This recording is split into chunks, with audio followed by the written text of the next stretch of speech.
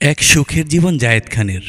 ডিগবাজি থেকে শুরু করে অদ্ভুত সব কর্মকাণ্ড দিয়েই আলোচনায় এসেছিলেন জায়েদ খান। সেই ডিগবাজিতেই জায়েদ খানের যেন সৌভাগ্যের দরজা খুলে গেছে।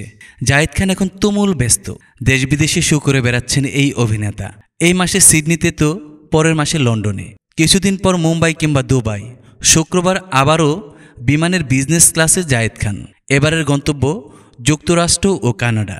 সামাজিক যোগাযোগ মাধ্যমেও নিজের কর্মকাণ্ডের নিয়মিত তথ্য উপাত্ত দিচ্ছেন এই অভিনেতা। জানান, যুক্তরাষ্ট্র ও কানাডায় কয়েকটি শো নিয়ে ব্যস্ত থাকবেন।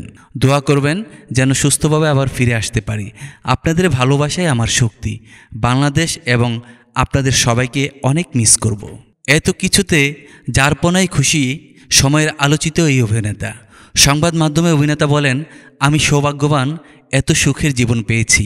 আমার সঙ্গে বাবার দোয়া সব সময় ছিল। আমি সহজ সরল, আমার সরলতায় মুগ্ধ হয়ে মানুষ ভালোবাসা জানায়। আমি সেই ভালোবাসাকে শ্রদ্ধা জানাই। মাঝে মাঝে ভাবি, মানুষের এত ভালোবাসা পাওয়ার যোগ্য আমি নই।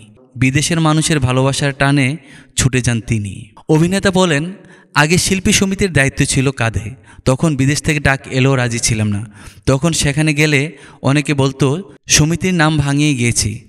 এখন সেই দায়িত্ব নেই, তাই বিদেশের শোগুলো হাতছাড়া করি না। শো করে বিদেশে ঘুরেও বেড়াতে পারছি।